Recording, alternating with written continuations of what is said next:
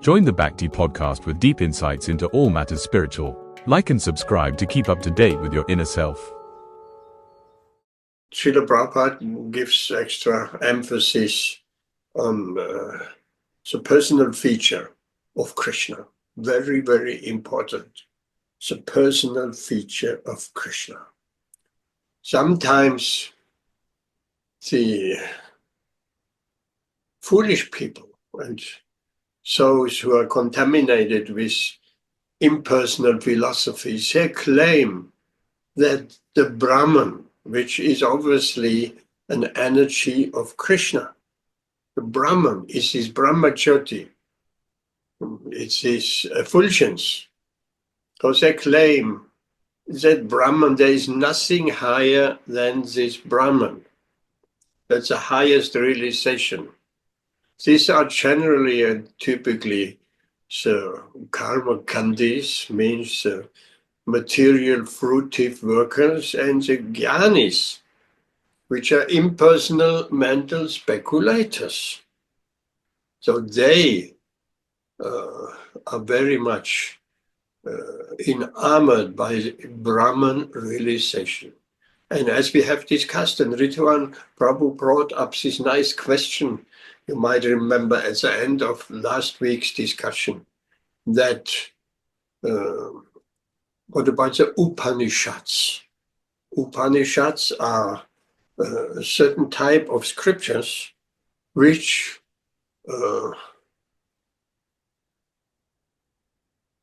explain Krishna in a rather impersonal way. And these kind of jnanis, because they're impersonalists, they love the Upanishads because the Upanishads explain Krishna in an impersonal way.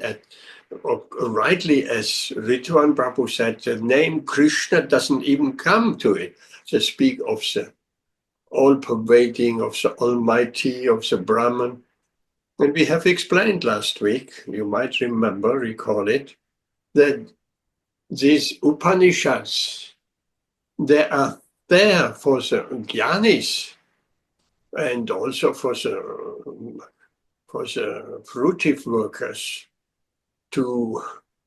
They must also get some shelter. They must get some shelter, like this Krishna consciousness, and Krishna is so big. He thinks of everyone. He thinks of all the living entities in the various nuances of the mixture of the modes of material nature. And as we have explained last week, it's the modes of nature that hardly ever someone is in pure passion or in pure tamagun, ignorance, or in pure goodness. There is always a mixture of the other modes as well. And the modes, they always fighting for supremacy. Sometimes the passion is overpowering the mode of ignorance and goodness. Sometimes goodness is overpowering the other two modes. So someone is leading one of the modes and others are in the second and third place.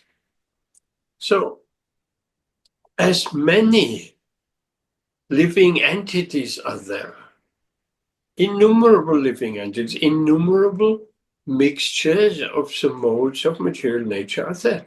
Like we have explained that last week, and I say it again. Ridwan Prabhu, Hare Krishna, welcome. We just recapping a little bit on your beautiful question last week about the Upanishads, and I'm just trying to say a little bit more about the Upanishads. Said those in the lower modes of nature, or the impersonals, jnani, speculators, or the karma kandis, the ritualistic and fruitive workers, they also need some shelter. So Krishna is so great, he gives everybody some shelter. So these impersonalists, they cannot take shelter of Srimad Bhagavatam. That is a step too far, way too far in the future. that must also have some shelter. So the Upanishads are there for them. That gives them shelter, and they hear about Krishna in an indirect way, in an impersonal way, and they're loving it very much. And if they are fortunate enough to read the translation of Srila Prabhupada, the purpose of Srila Prabhupada is the Isa Upanishad, Isha Upanishad, Isa Upanishad, then they get some knowledge where they can progress further. If they only read translations of some unauthorized translations, it may take a long time until they get the idea that there is something beyond. So that's these Upanishads giving shelter to the impersonalists, to the jnanis, and the fruitive workers also. They must also have some shelter. And just like, as we explained last week, those others who are into the ritualistic way of worship, so the devas are there. They must get some shelter also, and gradually be elevated. And the question Rituan Prabhuji asked last week, why Srila Prabhupada has translated the Isa Upanishad? Isha Upanishad, Isa Upanishad. Well, exactly for that reason, to give some shelter those who have a tendency of coming to Krishna consciousness, or a tendency of engaging with some spiritual content.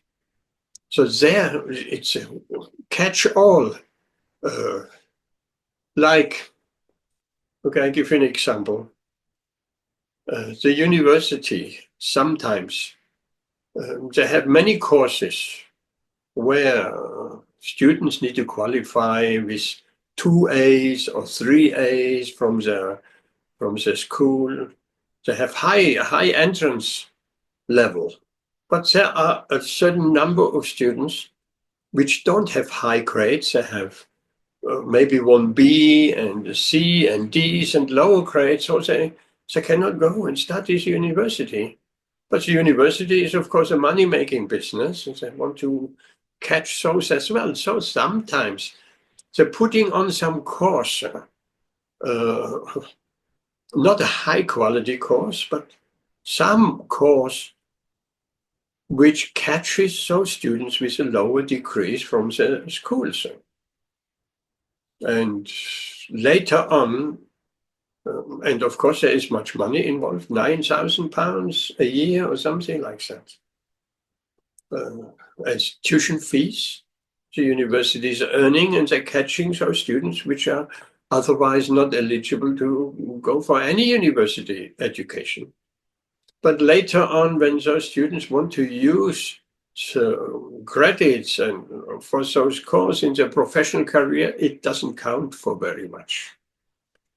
So it's the same with the Upanishads and with Demigod Worship as well, to catch those of lower merit to at least come in contact with spiritual knowledge. So here in this verse today, I read this translation again for Return Prabhu. O Arjuna, as the Supreme Personality of Godhead, I know everything that has happened in the past, all that is happening in the present, and all things that are yet to come. I also know all living entities, but me, no one knows. And Srila Prabhupada goes quite extensively, speaks about personality and impersonality. Just one beautiful example, like the impersonalists said, trying to, they're on the Brahman realization. They can intellectually, they can understand Brahman. They're all pervading Brahman. But their mistake is that they think this is the highest. Like that tendency is there. in the material world that everyone, whatever levels they are, they always think I'm the best, isn't it? In the material world, someone may be a street sweeper, and they think I am the best. I'm an honest street sweeper. I'm better than a dishonest banker or something like that. So everybody thinks always as the best. So the impersonalists, they also unfortunately think they are the best. They have the absolute truth. Because if there would be a little bit humility, then they would recognize, okay, I have achieved the vision of Brahman, but there is more to come. But that knowledge that they don't have. So as we know, this Brahman, this all-pervading Brahman is a Brahma Jyoti, the effulgence of Krishna. Now, are we comparing that with the sun? The sunshine is like the Brahma Jyoti. But behind the sunshine is the sun planet. And the impersonalists are putting even forward that the original substance is Brahman. And from Brahman, Krishna comes. That's a misdirected knowledge. That is like saying the sunshine is an original existence. And from the sunshine, the sun is created. When we take this example, it becomes very clear. That is ludicrous. That is completely against any knowledge and logic that the sun is created by the sunshine. No, it's the other way around. We may not know where this shining Jyoti light is coming from. Welcome iPhone 60 Pro, whoever it is. Who are you, iPhone 60 Pro? Whoever you are, you're very much welcome. We're discussing Bhagavad Gita. Stay here. Don't go away. It will benefit you. So, the glaring light of the Brahman must have a source. And that source is Krishna. Is his effulgence. This way around, once we get this understanding, and that's a devotee's understanding, devotee means someone has proposed, I'm a devotee of Brahman. Well, how can you be devotee of Brahman? You may have that realization of Brahman, but devotee means a bhakta. It means devoted to Krishna. That means devotee. A devotee of, we could probably say, I'm a worshipper of the sunshine. Yes, perhaps we could say that. Worshipper of the Brahman. But we know after the Brahman, the next stage of self-realization is the super soul in the heart of every living entity and in each and every atom. That's the next realization. That's a yogi's path of realizing the Paramatma, the super soul, the very advanced realization. The Brahman is also very, very wonderful. After all, it's Krishna's effulgence.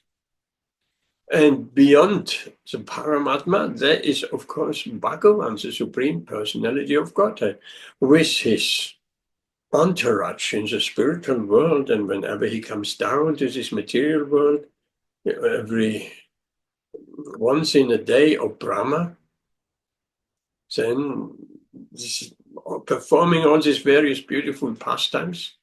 So that is the highest realization.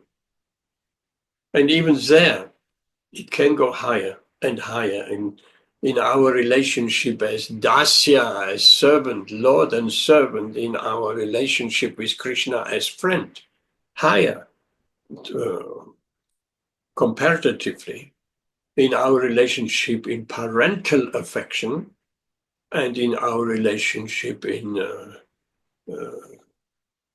madhurya or lovers affection. So all this is available, and that is a pinnacle of our relationship with that Krishna, who is the source of all the Brahman.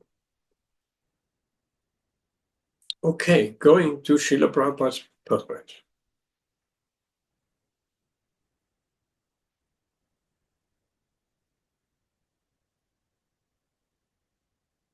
Srila Prabhupada writes, here's a question of personality and impersonality is clearly stated. If Krishna is the form of the Supreme Personality of Godhead, where Maya, as impersonalists try to say, that Brahman is the highest and Krishna and is just a form of Maya, therefore they're called Mayavadis. Krishna is a creation of the material energy. Maya means a material energy. So Srila Prabhupada says, if Krishna is a form of the Supreme Personality of Godhead,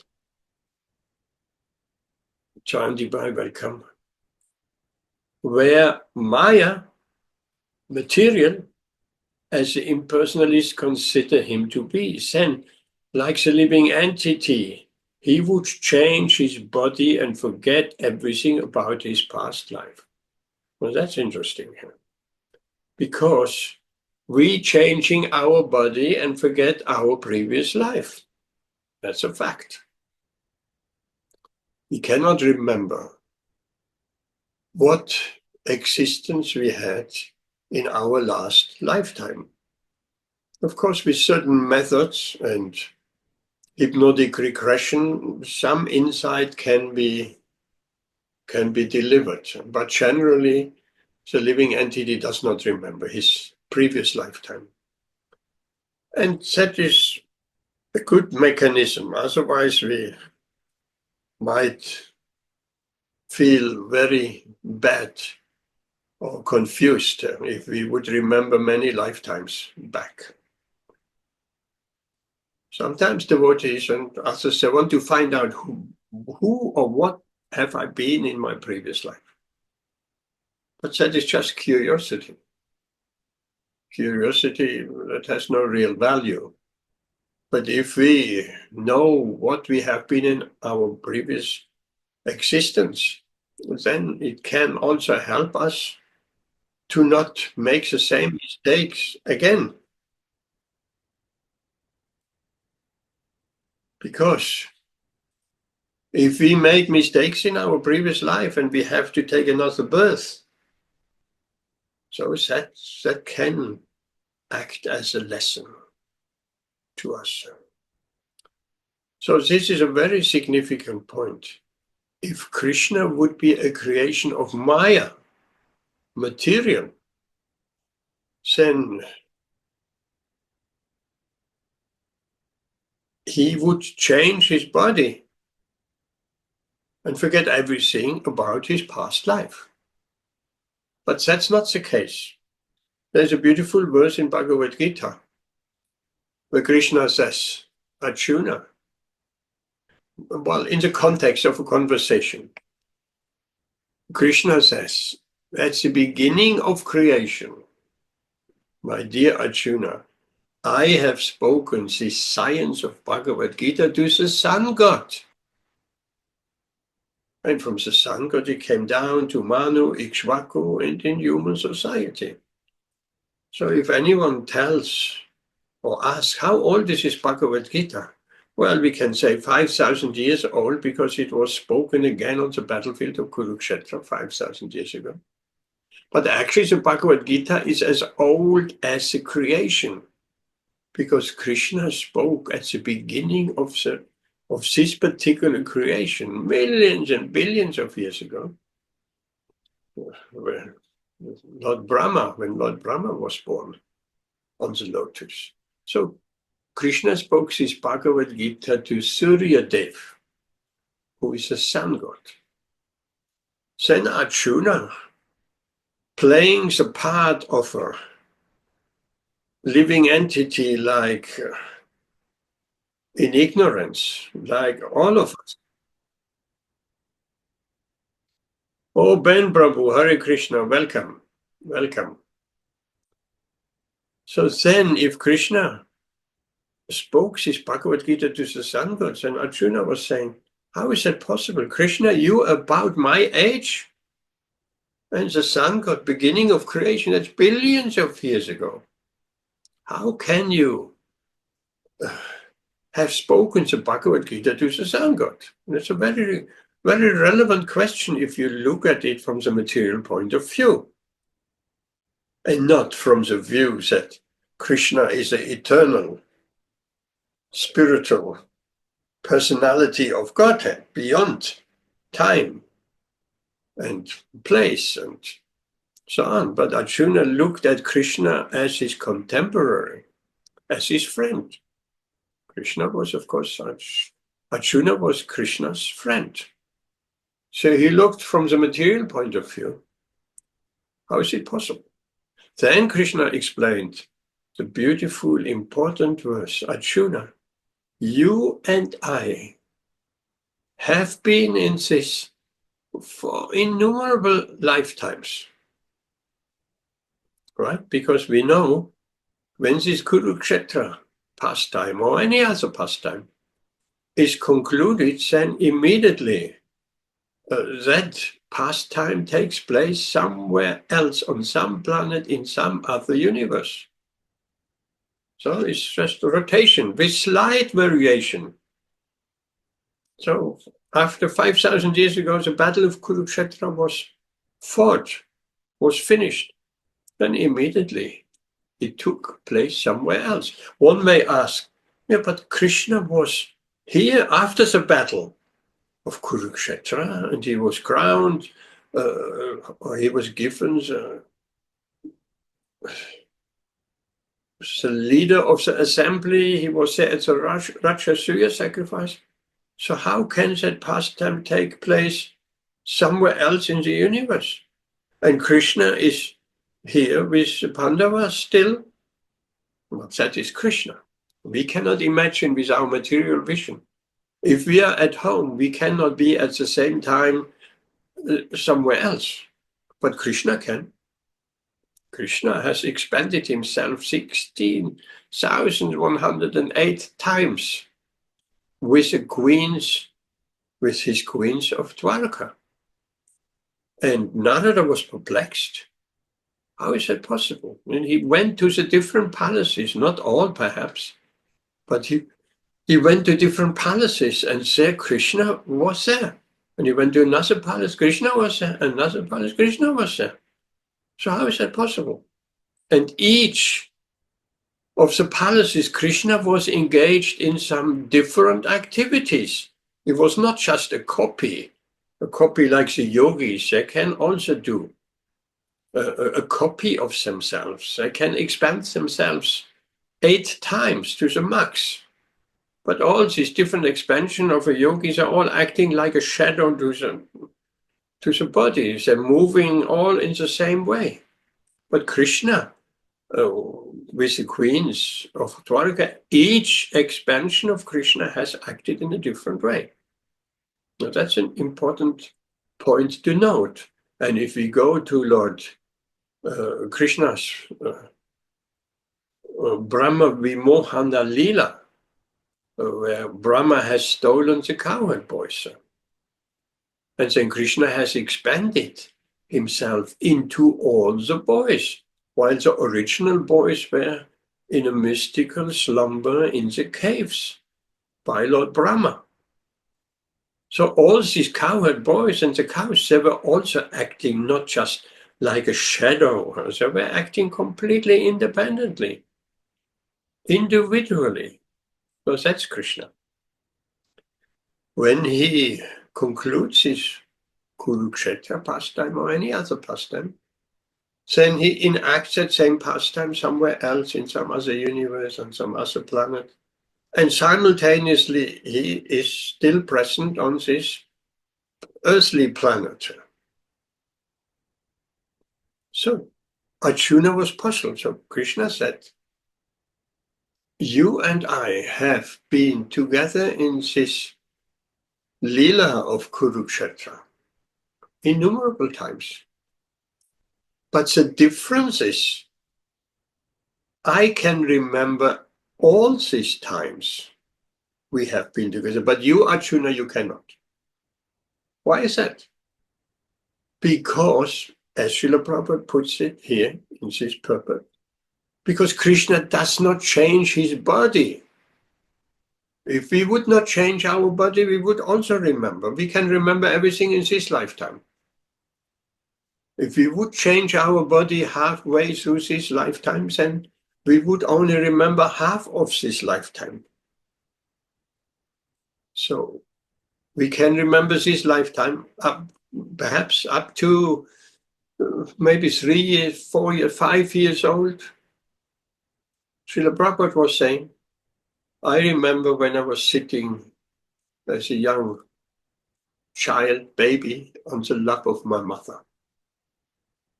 It would be interesting to find out what is our memory. My memory also goes back to a very young childhood. But that's the end of it.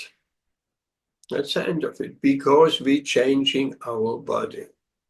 And Krishna doesn't change his body, therefore he can remember all these appearances with Arjuna. So that was his answer, and that is a proof what Srila Prabhupada says here. If Krishna's form was a product of Maya, material, as the impersonalists consider him to be, then, like the living entities, he would change his body and forget everything about his past life.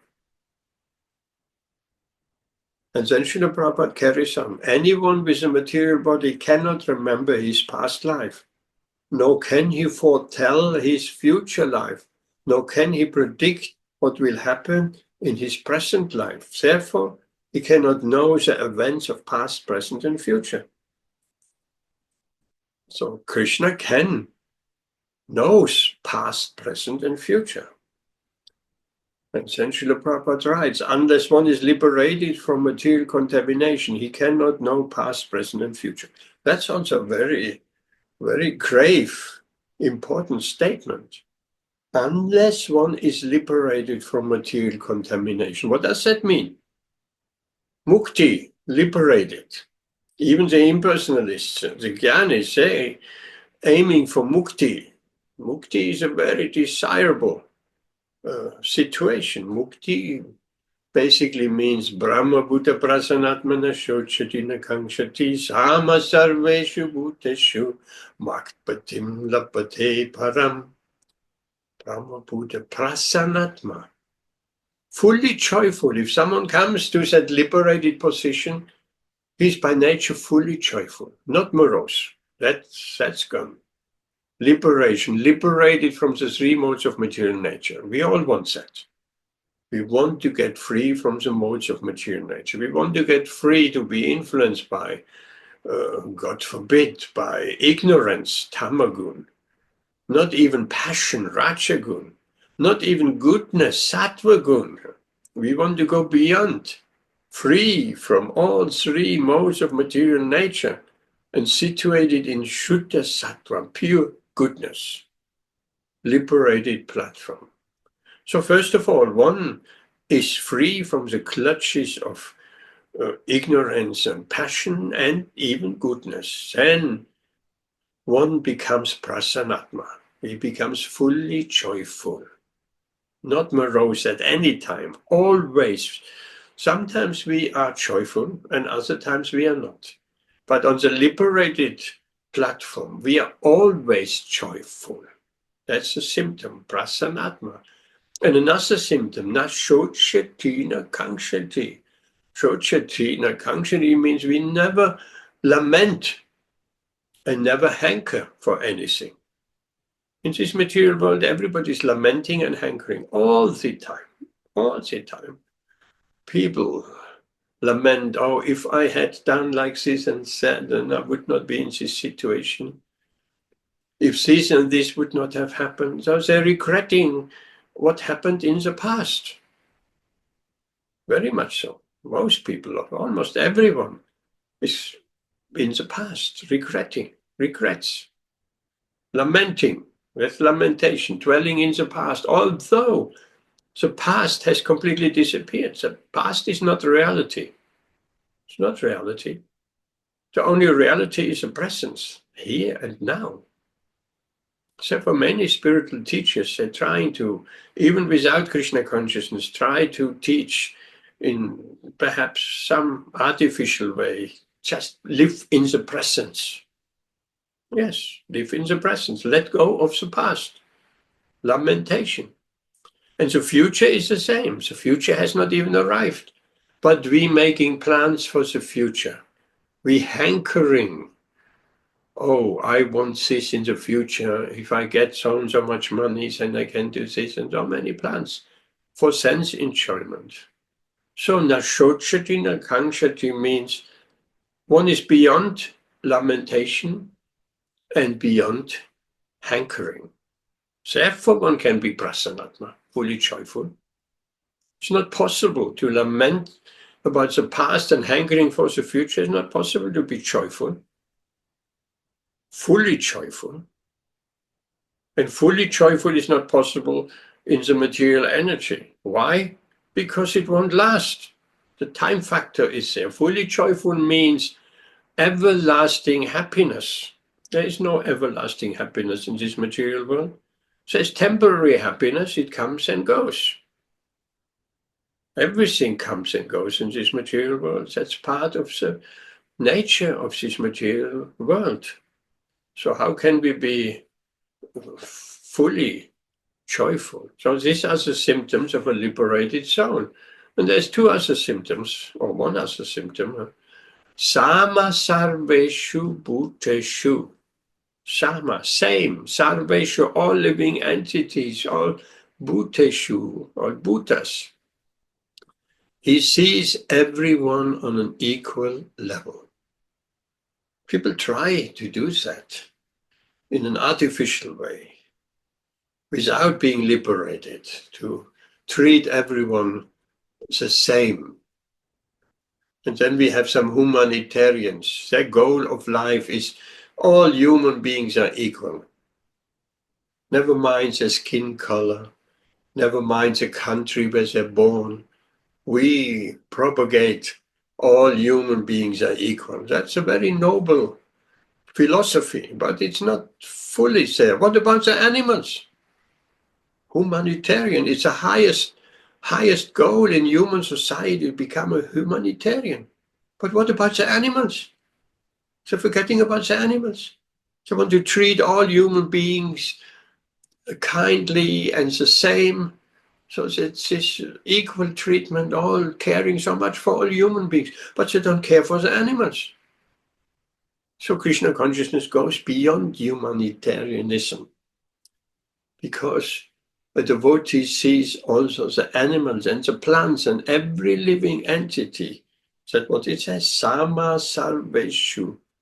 All, Sarveshu, all living entities, not only human, equally. So if one has these symptoms of fully joyful, not lamenting, not hankering, and sees everyone, not only sees, treats everyone in a practical way on the same level as spirit soul. That's the only way one can treat every living entity equally, by seeing everybody is a spirit soul. In different bodies, in white and black and this and that, and different bodies and different forms, but nonetheless, the spirit soul is there equally in all bodies, man and animals. So that is a high realization. So then that is a liberated platform, liberated from the modes of material nature. So here Srila Prabhupada says, unless one is liberated from the material contamination, unless one is on that Brahma Buddha platform, he cannot know past, present, and future. By implication, if someone is liberated, on the liberated platform, truly, he will know past, present, and future. So if we want to find out our past, we want to find out the present, the future, then we have to come to the liberated platform. Then,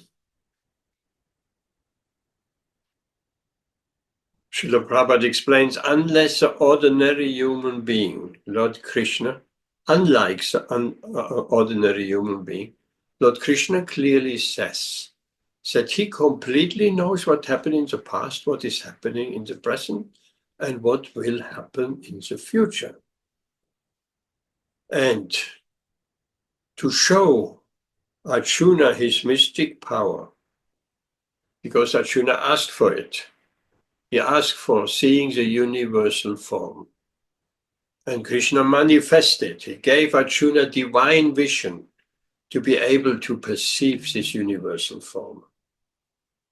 And then Arjuna could see every form, whatever has been present in the past, every form what is present now, and every conceivable form what will be seen in the future. He could all of these forms seeing in one place in the body of Lord Krishna. Let that sink in. That must be quite confusing, seeing every form. Of course, we can, by a little bit of scientific knowledge, we can dig in the history. We have some photographs, but how far are we going back? A few hundred years to the most. We have some very old photos how Leicester, the people of Leicester were 100 years ago. In the future, we have no access to the future. We have a little bit of access to the past and seeing the forms in the past. But here Krishna showed Arjuna all forms in the past. Back to the beginning of creation. All forms, including Lord Brahma, including the Kumaras, and. And not only that, all the forms which are existing now. We don't know all the forms which are existing now. We don't even know all species of life. Constantly.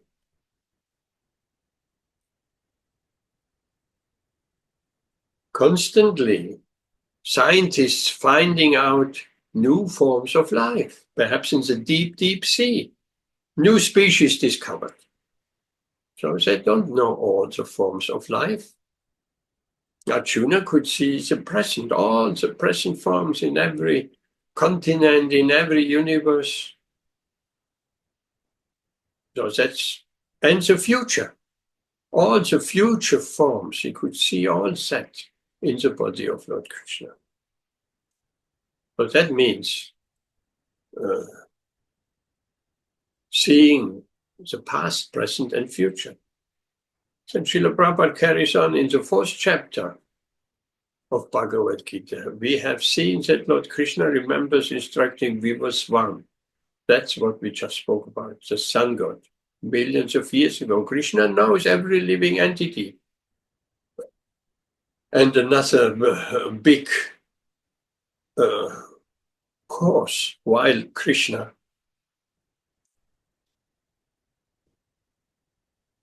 can see every living entity, because he's situated in every living entity's heart as a supersoul. Therefore, he knows. Krishna knows every of the billions and innumerable living entities. He not only knows them because he's in the heart, he knows what is in their mind, everything about them.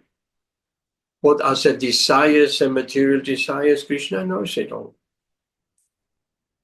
That is Krishna. We can hardly really imagine that, but he's situated in every living entity's heart.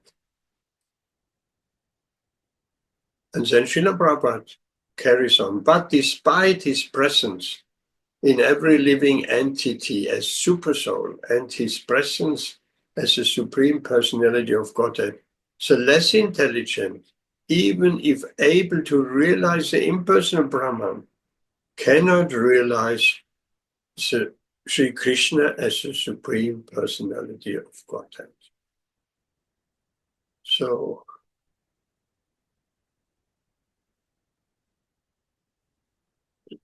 Srila Prabhupada calls them, and Krishna in fact calls them, less intelligent.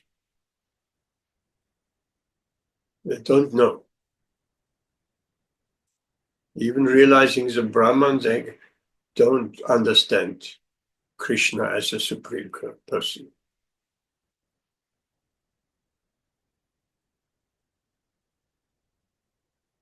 Certainly, the transcendental body of Sri Krishna is not perishable. Krishna was present 5,000 years ago, but he never aged beyond his youthful age, although he was 100 years old by material calculation. 100 years old, and he was present in his youthful body because his body never deteriorates. His transcendental body is not subject to the changes of time, of birth, youth, old age. No. So the question could be raised, well, but Krishna took birth. Well, that's another thing. That seems to contradict. Krishna is eternally young, but he took birth. How can he be beyond birth and death? Well, Krishna's birth is different. When he wants to appear, he's choosing some parents, very, very pious souls who have done austerity for many, many lifetimes, with a desire of having Krishna as their son. Vasudeva and Devaki, Prishni, were such parents. They desired to have a son like Krishna, and they prayed. And they had the darshan of Krishna. And what do you want? We want a son just like you. Is that possible? A son like Krishna? Krishna says, there is no one like me. If you want a son like Krishna, I will personally come and appear in your family. And how did Krishna appear? Not like an ordinary child. He appeared first of all in his four-handed Vishnu form, just to show that's a divine appearance. Krishna is not like the impersonalists try to say, a product of material energy. If Krishna were a product of material energy, he would appear just like an ordinary human being, and not in his four-handed Vishnu form.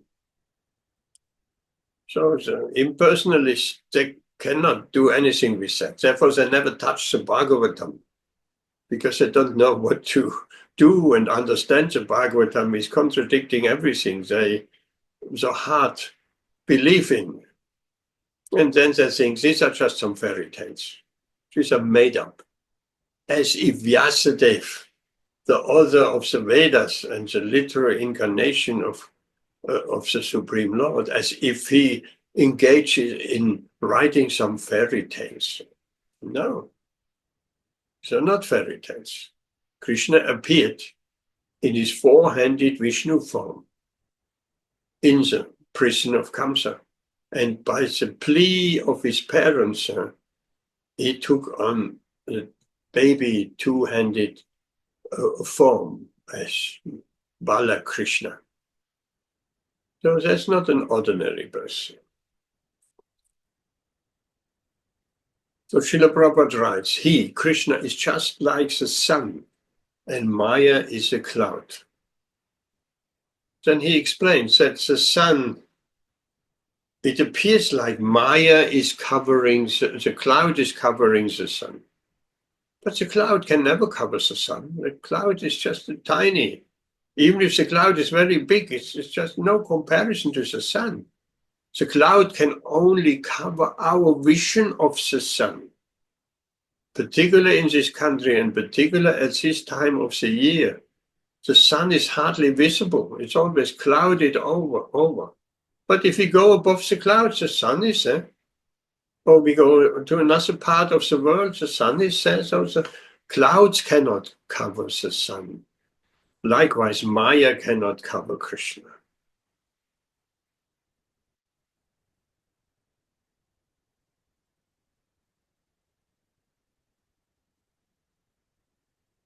So the sun, the moon, the stars are never covered.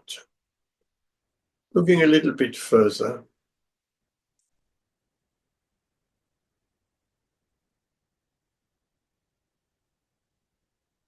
as we have discussed before, by his internal potency, his internal Maya, that's a different Maya, that's a yoga Maya. He is covering the vision of the less intelligent men. Not everybody is allowed to understand Krishna. Those who are devoted to him or have a little bit of faith and devotion, so they get a glimpse of what and who Krishna really is.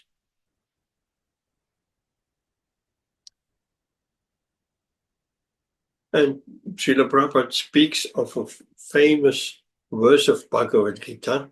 Out of millions and millions of men, some try to become perfect in this human form of life, and out of thousands and thousands of such perfected men, hardly one can understand what Krishna is.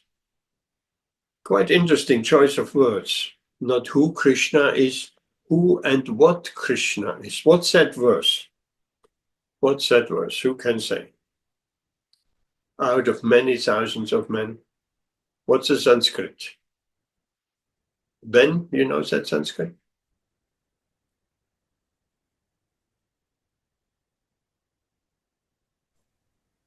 Ritual. Ben, yes?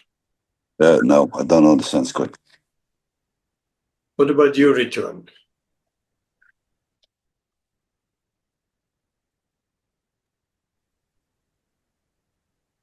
Probably what's the verse again?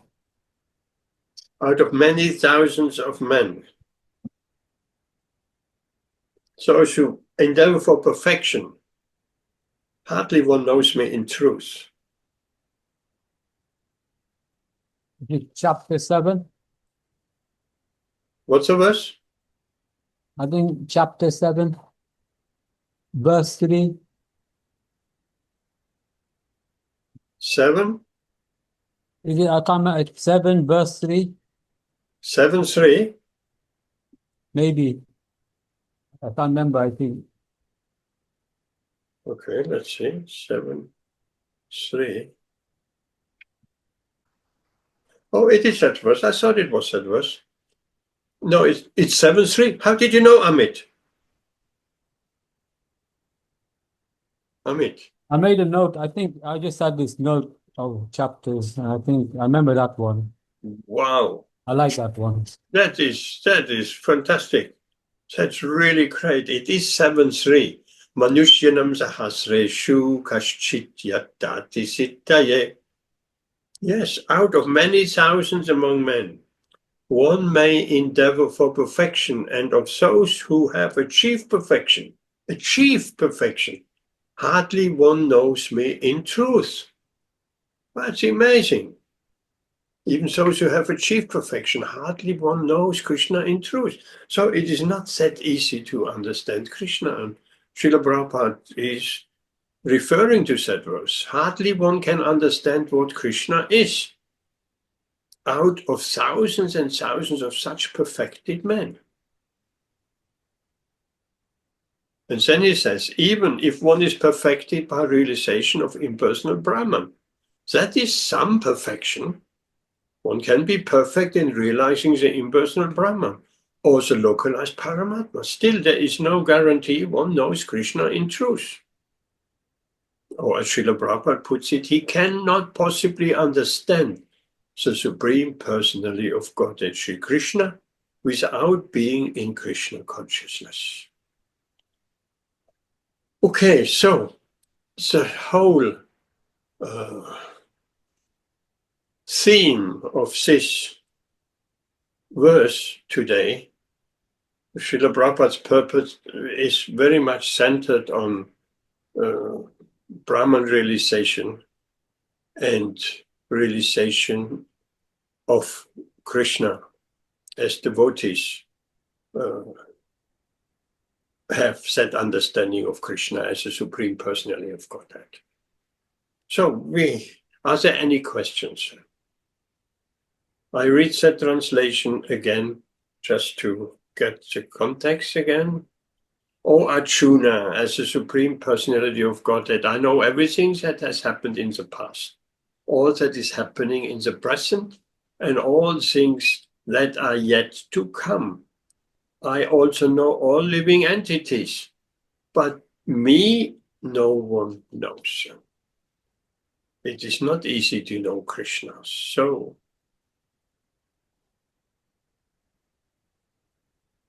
Rituan, Prabhu, any question? Comments? Haribo. Yes, I can hear you. I don't really have any questions about what you were talking about so much tonight, but I did have a question that was coming up, Okay, go ahead. It's like you get people, they don't understand that like Krishna is the Supreme Personality of Godhead.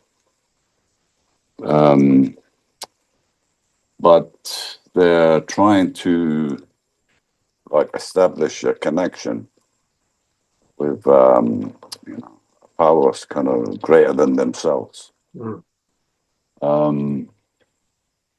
And like in the Bhagavad Gita, it talks about divisions of faith, and that everybody, according to the mode or the qualities that are prominent in their life, they see or understand God in a certain way. So not necessarily as Krishna,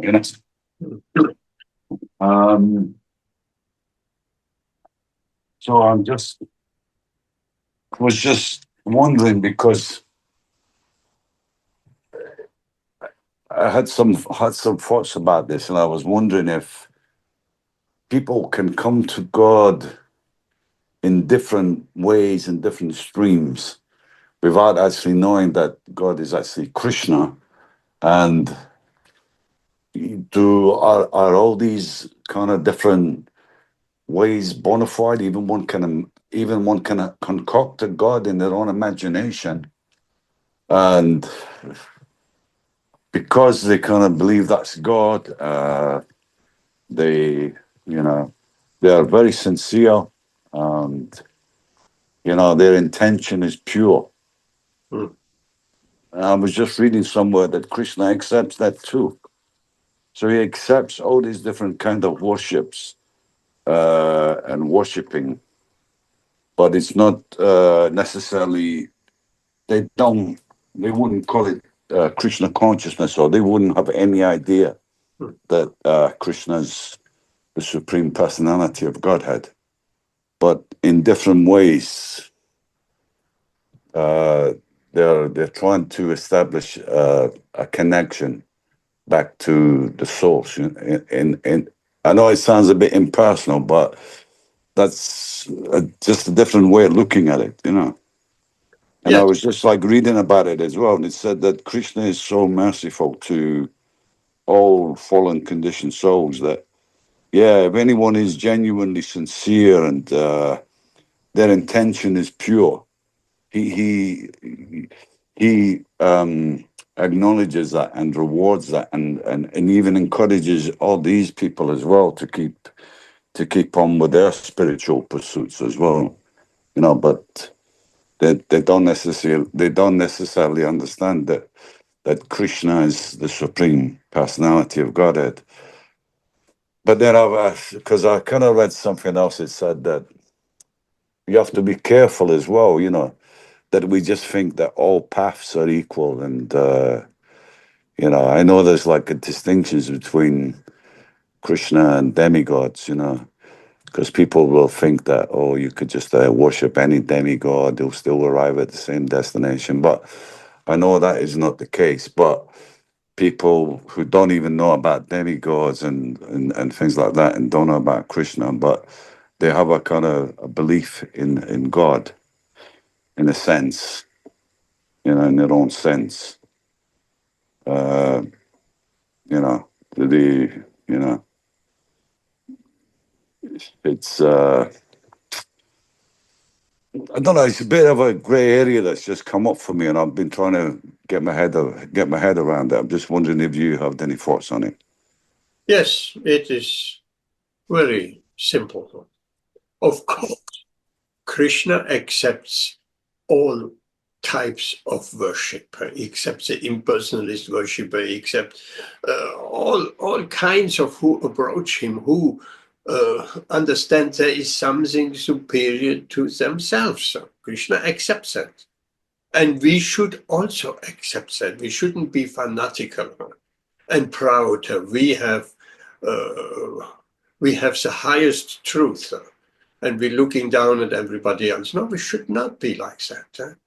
In fact, those people who understand there is something superior to me, they should be encouraged, because they may not understand the full truth immediately, but they're on the path somewhere because there are plenty of people who think there is nothing superior to themselves. Plenty of people, atheistic people. Nothing is superior to me. I'm the controller. I'm the enjoyer. I'm on top of the world. Nothing. That's the demonic nature. They think I'm in control of everything. They don't accept any power or anything superior to themselves. So if someone accepts something superior to themselves, it may be demigods, it may be the Brahman, it may be any, or even a made up God superior to themselves, then these people are superior to those atheistic persons who don't accept any power beyond themselves. And gradually, as they are on the search, and as they are moving through many, many births and moving to higher understanding, gradually they will also come to the highest understanding. So why is Krishna saying in Bhagavad Gita, if someone worships the demigods, I make their faith firm and solid, they can worship the demigods. So Krishna, it sounds almost like Krishna is encouraging demigod worship. No, he makes their faith firm, so they're approaching the demigod. And then eventually they find out that demigods are not the only masters. They're also servant of a higher master. And gradually, with expanded understanding, the whole Vedic system of demigod worship is supposed to lead to the worship of Krishna eventually. So these people should not be looked down, they should be encouraged, but go further. That's not the end stage, like the impersonalists. Oh, Brahman is everything. Yeah, Brahman is everything. Everything rests on Brahman. But be open enough. There could be something higher than Brahman. We may not be powerful in our own realization. We can give these people, of course, and we will give these people direct Krishna consciousness, the highest realization, but in cases they are not able to understand higher realizations. They're not able to take to the worship of the Supreme Personality of Godhead. That's a step too far. And often it is because they think you worship Krishna. God is a person. That sounds like God is like me and you, a human being as God. So they don't understand.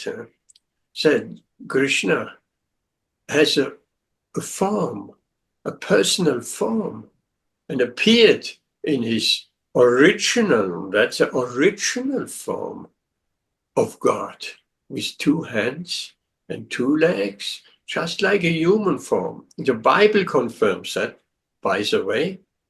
God says, I have created man in my image. That's a very important realization. Bible says, God says, I created man in my image. So if man has been created like Adam and Eve, whatever the story is, if man has been created with two legs, two hands, and a head, and inside the human form, then in my image, that means God has also set form. Human-like, therefore we stress in Krishna has a human-like form, but is anything else but human. It may look human, and we may be puzzled.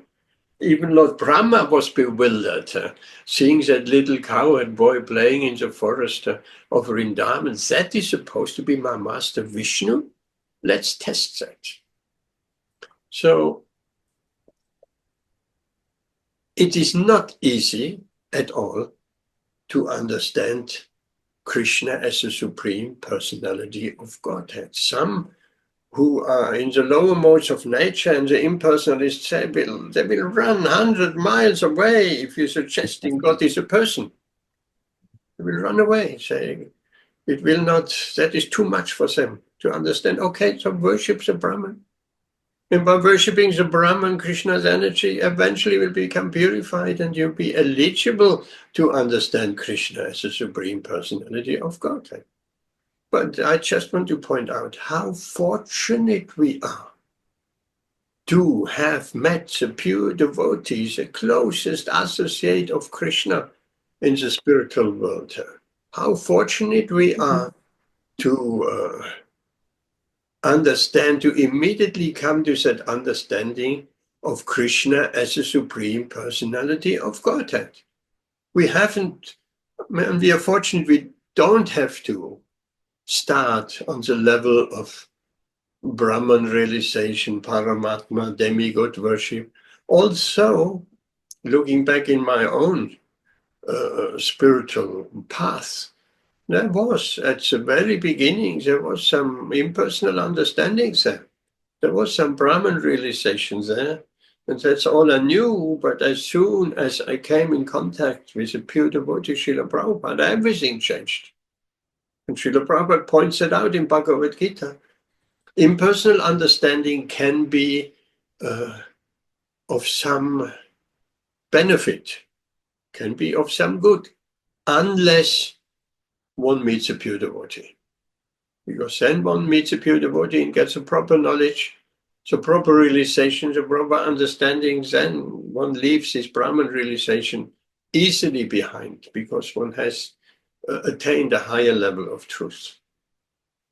So we should consider ourselves very fortunate to be at that level of understanding, so close to the absolute reality of realizing Krishna as the Supreme Personality of Godhead and acting according to that and trying to establish our long lost, forgotten relationship with him. Does it make any sense to you, Ben? Oh, yes, Prabhu. Thank you for that. Okay, Thank you. Rita, Prabhu, your hand is up. Hare Krishna, Prabhu. Oh, Amrita Radhamadaji, Hare Krishna. Welcome. Dandvat Pranam to all the devotees. Prabhu, basically, I just wanted to add one point to the excellent, wonderful answer that you gave about of different people having different faiths and different conceptions of God as well. So from Prabhupada's commentary on Srimad Bhagavatam, I read one line which stuck to me. There Prabhupada said that different people have different faiths depending upon the desires they have. So, so basically, what I understood is like, let's suppose somebody is of ignorance, they can create false gods, meaning they want to enjoy by um, just dulling their senses, intoxication, torturing animals, animal sacrifices, etc. So that's what I understood, that they can even create false gods and try to enjoy in the name of religion like that. And people in mode of passion will worship powerful people, powerful deities who can help fulfill their desires, like Durga Devi and like the demigod worship that you were discussing. Then finally, somebody who's in mode of goodness uh, will uh, will be will be attracted to purer life, where he would be praying for the well-being of the entire society. But only and only when somebody desires to love the divine purely, that they will be attracted to Krishna. So this is what I understood. Maybe you can comment on it. Okay, thank you very much for sharing that. Yes, according to the modes of nature, there are all kinds of worshippers. The Shaktas. So most people are actually Shaktas. They're worshipping the energy of God. Everybody is so much enamored by Krishna's energy. They want to enjoy Krishna's energy. They're worshipping Krishna's energy, material energy. But the devotee is far beyond any worshipping any Shakti. They want these materialistic people. They want the Shakti. Like Ravan, he wanted Sita without Ram. That was his mistake.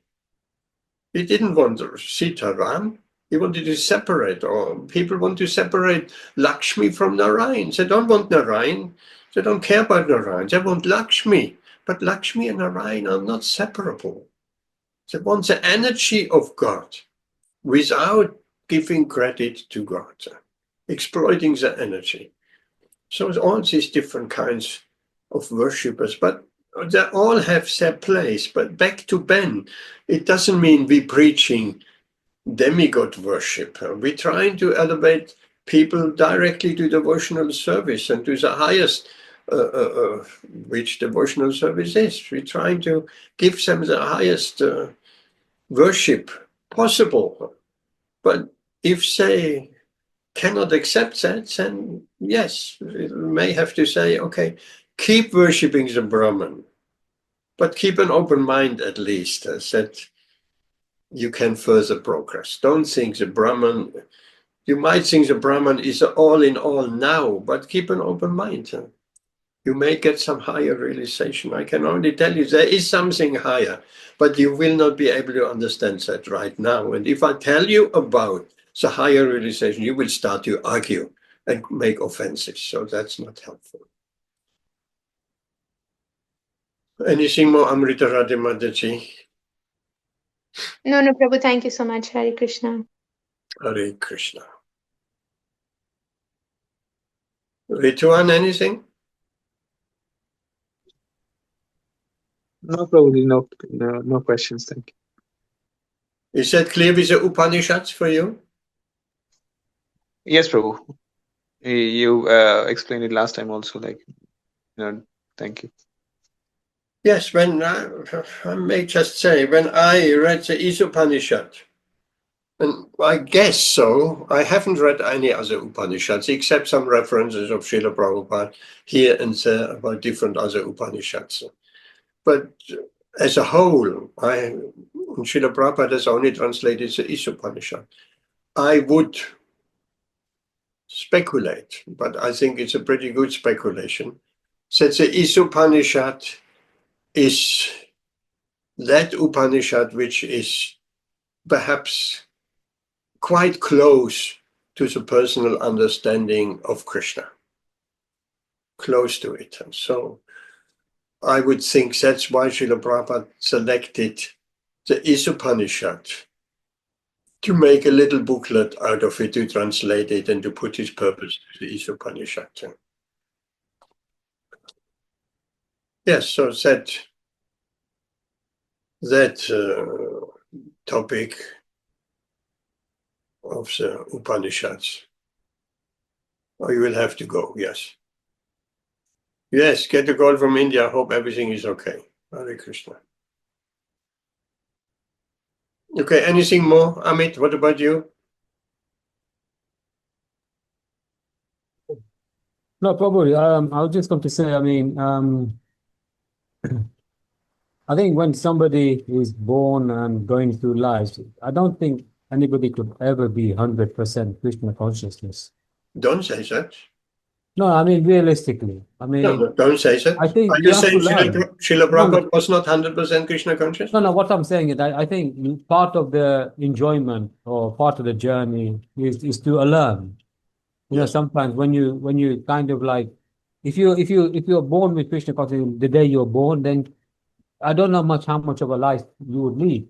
You know, I think realistically, I mean, I think, you know, to be 90% Krishna consciousness, I think that the bar has changed now. You know, I think we are living, you know, it's very hard to be Krishna conscious as soon as you're born all the way to you die. I think it's very much of a very high perfection. Yes, it is. And I think, you know, people going through life and learning and, you know, changing is, you know, it's a victory. You know, I think you learn a lot, you know. Yes. Yes. There's no doubt about that. But it's don't just look at this lifetime. If you're 90% Krishna conscious, that's already a big accomplishment. Yeah. If we are 90% Krishna conscious, then in the next lifetime we'll become 100% Krishna conscious. There's no question about that. Because there's always the next. If we are 10% Krishna conscious, maybe by good fortune and we may, in good association, we become also 100% Krishna conscious. But we can, and that's the aim. The aim we should never forget. We shouldn't say, oh, it's not possible to become 100% Krishna. We should never think like that. We should aim for it, just like Srila Prabhupada. He didn't say it's not possible to go to the West and to establish Krishna consciousness all over the world. He never said that. His spiritual master asked him to do that. And he, for many years, he didn't take up that mission. But while he was unable to take up this mission due to being in the householder situation and saying vanaprastha, and so he was not able to do that with family life and so on. But then when the opportunity came later on in life, he had all the while meditated on fulfilling the mission of his spiritual master. And when the situation was right, then he went to America and he did what he did. So for us the same. We shouldn't say, oh, it's not possible, so let me not try to become 100% Krishna conscious. It's not possible. Of course it is possible. And we should aim for becoming 100% Krishna conscious, pure devotee of the Lord. Pure, selfless love of Krishna. If we cannot accomplish it in this lifetime, let's say, as you said, 90% Krishna conscious, your next birth or our next birth will be in a family of devotees, in a family of transcendentalists. Krishna says it in Bhagavad Gita. If someone has practiced Krishna consciousness for a long time, but cannot finish the process, finish means 100% Krishna. That means finish. That means no more birth. So if we cannot do that, then we don't finish it, then next lifetime we get a very, very good chance. Being born in a family of devotees, right from small childhood on, we are surrounded by Krishna consciousness, and that chance, then we will finish. Next lifetime will become 100% Krishna conscious. So we should never think it's not possible. Let's just face it. Practically, with all practicality, it's not possible to become 100% Krishna. Okay, it's not possible for me right now to become 100% Krishna conscious. Okay, then I'll come back and finish it off next lifetime. There's no loss. There's no loss or diminution on this path of Krishna consciousness. It's always progressive. We carry on where we left off in our past lifetime. If we did 90% last lifetime, I mean, how is it? We're starting with 90% Krishna conscious right from birth. Well, we must become 100% Krishna conscious then. Even not at the old age, if we 90% Krishna conscious, we carry that consciousness over from the last birth. Then even in our young and mid-age, we'll be 100% Krishna conscious. We'll be pure devotees. And we'll preach this Krishna consciousness like anything. We'll touch anyone we touch, like Srila Prabhupada will take up Krishna consciousness. So that's the right understanding. Let's try. Let's try this lifetime. If not, well, then next lifetime. No problem. Good chance next lifetime. Does that make sense to you, Amos? Yes, Prabhu, it does, yes. We aim, Srila Prabhupada always said, aim for the rhino. Aim for the big, aim big. We aim big, we may not be able to. We aim for the rhino and we just catch a rabbit. Okay, yeah, well, our aim should be for the rhino. Our aim should be for the 100% Krishna conscious. Okay, 90%. Okay, next lifetime. Next lifetime, I go back home to Godhead. No problem. There's no loss or diminution. A little progress on this path, Bhagavad Gita, can protect one from the most dangerous type of fear. What's the most dangerous type of fear? We are protected even with a little, even with 10% Krishna conscious. What's the most dangerous type of fear, Ben?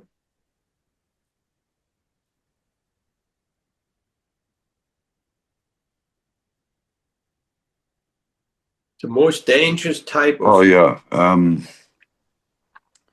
The most dangerous type of fear is that the living entity falls down into the animal species of life. So it takes a long time for them to re-evolve back to the human form, which is the only form that we can actually become Krishna conscious. Yes, absolutely. To fall back into the animals, to lose the human form of life. And it's very conscious. Just imagine, at the end of our life, we... Recording in progress. Okay. Amit, double.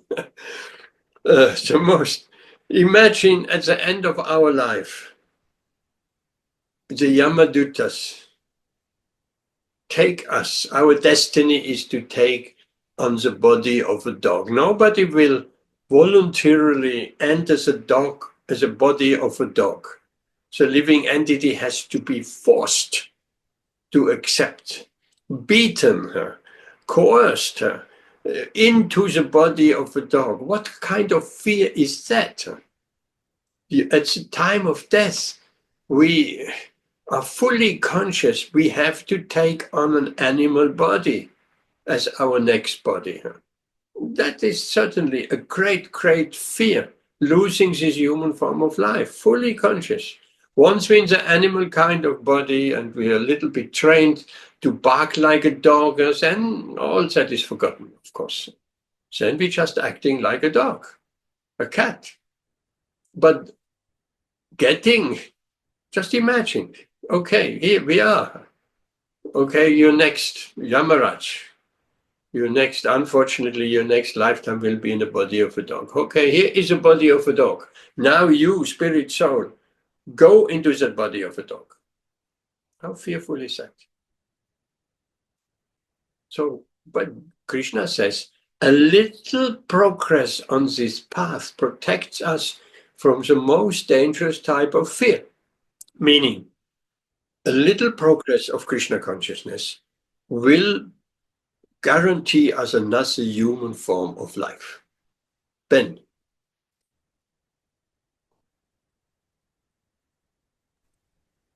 No, I just, it reminded me of a story, Yep. about Lord Indra. Let's see. And he got cursed, and he got cursed to take birth as a pig in this earth, and Lord Brahma, as he came to the Earth planet to plead with him, to understand who he was. He was Lord Indra, the king of heaven. And he was pleading with him to come back, to take up his position again. But he was so engrossed in his family life. He had a pig wife, he had pig children, and he was completely bewildered and in complete ignorance. And he was happy in that life. So I don't know if you've ever heard that story before. Yes. I think it was Narada Muni who came, but it doesn't matter. What matters is whatever form of life we take, even if we take the body of a pig, it will be difficult initially to accept with a human consciousness like we have now, with full human consciousness to accept the body of an animal. It will be very, very painful. But once we're in that body of an animal, we're all right. We think we're all right. The dogs think we're all right. Wow. The cat think we're all right. The drunkard on the street, you ask him, he is next to his vomit and completely drunk. And how are you? Oh, I'm all right. Everybody thinks they're all right. That's a material illusion. We think we're all right, but actually we are not all right. Okay. Anything more, Ben? Then we stop here. Amit, is that understood? Yes, Prabhu, thank you. Ben, anything else more? Your hand is down? Not really, Prabhu. Not at this moment, no.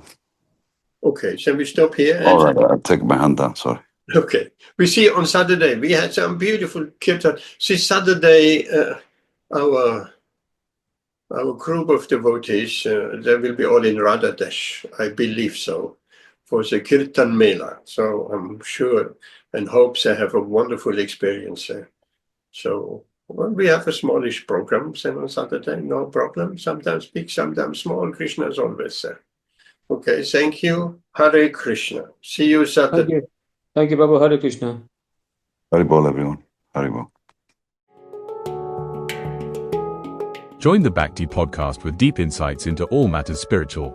Like and subscribe to keep up to date with your inner self.